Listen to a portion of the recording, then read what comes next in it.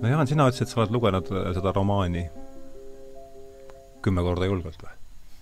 Jah, ma arvan küll, et 10 korda julgelt ja ma tegelikult, kui sõna on minu käes, et ma tahaksin rääkida sellest, et siin tekstis on tegelikult üsna palju sellist materjali, mida ei ole mingit põhjust rakendada mingite suurte maailmavaateliste või filosoofiliste konstruktsioonide külge, aga mis on huvitavad psühholoogiliselt, mis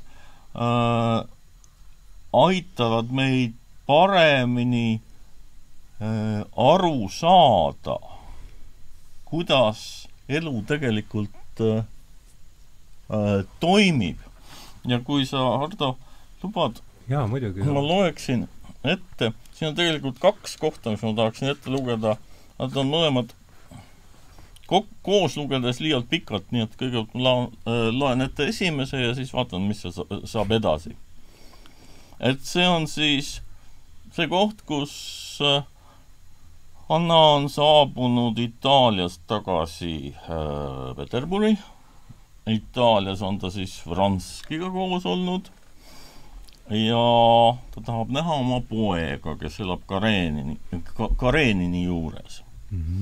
Ja päeval on sünnipäev ja ta on otsustanud, et ta läheb sünnipäeva hommikul oma poega vaatama, saagu siis, mis saab. Ja nüüd siis algab tsitaat. Järgmisel hommikul kell 8 tuli Anna oma endise maja peaukse ees voorimehe tõllast maha ja kõlistas. Mine vaata, mis seal tahetakse. Üks daam, ütles Kapitonotš, palitu seljas ja kalossid jalas, sest ta polnud veel riides ning vaatas aknast looriga daami, kes seisis ukse ees.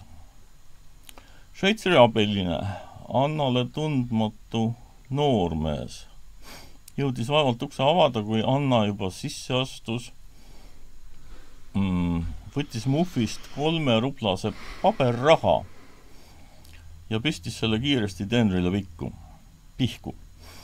Serjoža, Sergei Aleksejč pomises ta ja tahtis edasi minna. Heitnud pilgu rahapaberile peatas Šveitseri abiline Anna teise klaasukse juures. Keda te soovite? Küsis ta. Anna ei kuulnud ta küsimust ega vastanud midagi.